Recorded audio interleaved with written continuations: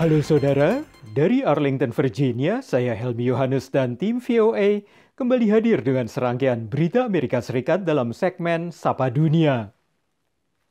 Kami awali dengan Perdana Menteri Israel Benjamin Netanyahu yang tetap bertekad menjalankan rencana menyerang Rafah meski ada desakan untuk mencegahnya dari Menlu Amerika Serikat Antony Blinken yang berkunjung ke Tel Aviv. Menlu Blinken bertemu Perdana Menteri Israel Netanyahu hari Jumat dengan membawa pesan agar melakukan gencatan senjata sekarang juga. Senada dengan Presiden Biden, Menlu Blinken secara tegas mendesak Israel agar tidak menyerang kota Rafah di Gaza Selatan. Tapi beberapa saat setelah pertemuan, Netanyahu mengumumkan bahwa Israel akan menyerang Rafah dengan atau tanpa dukungan Amerika. Kunjungan Blinken disambut aksi protes sejumlah warga Israel yang menuntut adanya lebih banyak perhatian bagi para sandera yang ditahan di Gaza. Di New York, sebuah rancangan resolusi Amerika di Dewan Keamanan PBB mengenai gencatan senjata segera dan berkelanjutan yang terkait dengan pembebasan sandera diveto oleh Tiongkok dan Rusia. Sementara itu, Sekjen PBB Antonio Guterres mengunjungi konvoi truk bantuan yang menunggu masuk ke Gaza lewat perbatasan di Rafah, Mesir. Guterres menyatakan prihatin melihat truk-truk bantuan terhalang di gerbang ini, padahal di sisi lain ada kelaparan. Menurut ABC News, PBB mengakui mengalami kesulitan mendistribusikan bantuan saat tiba di Gaza karena birokrasi Israel, ketiadaan hukum, dan jalanan yang terkena bom. Saudara, hasil pemilu Rusia yang dimenangkan kembali oleh Presiden Vladimir Putin tidak mengejutkan banyak pihak. Analis memandang kemenangan Putin untuk kelima kalinya itu menjadi pertanda perang di Ukraina tidak akan berakhir dalam waktu dekat. Kemenangan Presiden petahana Rusia Vladimir Putin dikecam negara-negara barat yang menyebut pemilu ini tak adil dan tak demokratis. This election has been based on repression and intimidation. Putin memperoleh 87% suara, unggul telak dari 3 kandidat lain yang selama kampanye mereka tidak menentang Putin. Komisi Sentral Pemilu Rusia menyebut kampanye berlangsung bersih dan mengacuhkan kritik Barat. Они в том числе готовят свои предложения, как раз направленные на усиление, на развитие России. Пророссийская оппозиция. То, что касается всего остального, работающего на Запад, это антироссийская позиция в нынешних реалиях, когда идет откровенная война, не нами объявленная. Tak hanya reaksi global, analis melihat kemenangan Putin akan juga berdampak pada kondisi domestik Rusia. While Russia is waging war in Ukraine, Putin is waging special operation inside Russia. And that for me is a manifestation of that. After this 87%, I would expect greater repression inside Russia. Sebaliknya, sekutu Rusia seperti Tiongkok, India, dan Korea Utara telah menyelamati Putin atas kemenangannya untuk masa jabatan kelima. Demikian laporan tim VOA. Beralih ke PBB yang kembali menerbitkan laporan kebahagiaan dunia yang memantau tingkat kebahagiaan di 143 negara. Amerika Serikat tadinya selalu masuk 20 negara paling bahagia di dunia. Tapi tahun ini posisinya merosot dengan ketidakbahagiaan paling dirasakan oleh kaum muda. Berlibur ke pantai di negara bagian Florida mestinya menjadi hiburan bagi sejumlah warga muda asal New York ini. Tapi masalah dalam kehidupan sehari-hari mereka tetap membayangi. I feel like life can be stressful at times. And like I feel like here in the US it can be really hard. Different people have their own situations. Yeah.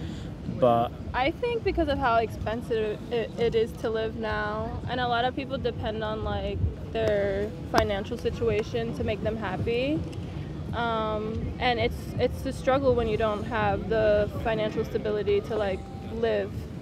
Dalam laporan kebahagiaan dunia terkini, Amerika Serikat turun dari peringkat 15 tahun lalu ke urutan 23 tahun ini. Sejak PBB menggelar laporan ini pada 2012, ini adalah pertama kalinya AS turun dari posisi 20 besar dunia.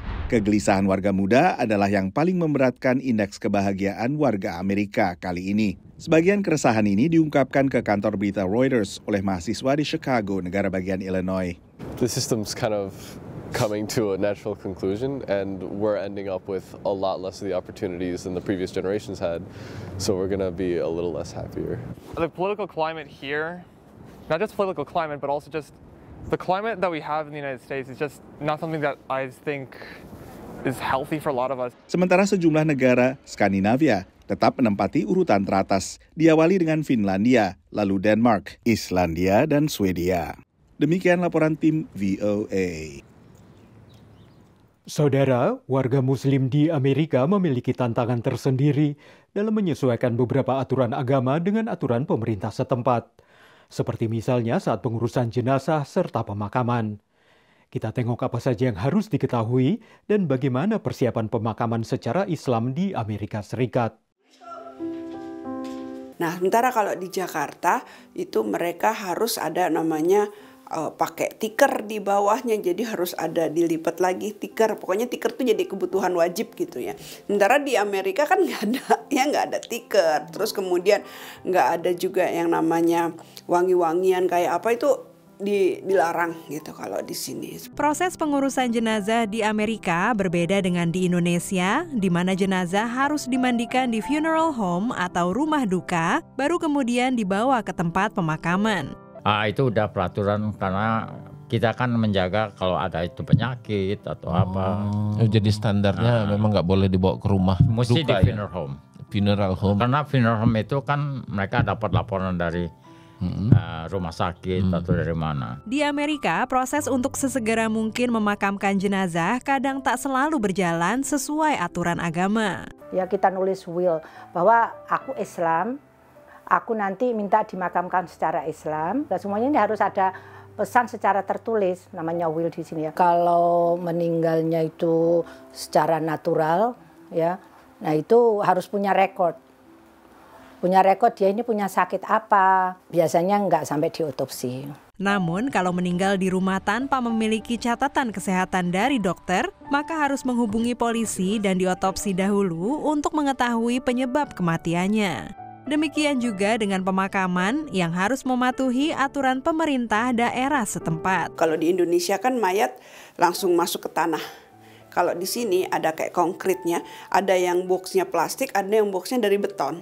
Karena kita sunahnya mayat harus mencium tanah, ya, makanya dikasihlah tanah beberapa untuk supaya kena wajah, jadi dia tetap mencium tanah. Dari Silver Spring, Maryland, VOA. Saudara, kami akan kembali dengan Sapa Dunia Senin depan. Terima kasih atas perhatian Anda. Dari Arlington, Virginia, saya Helmi Yohanes dan tim VOA.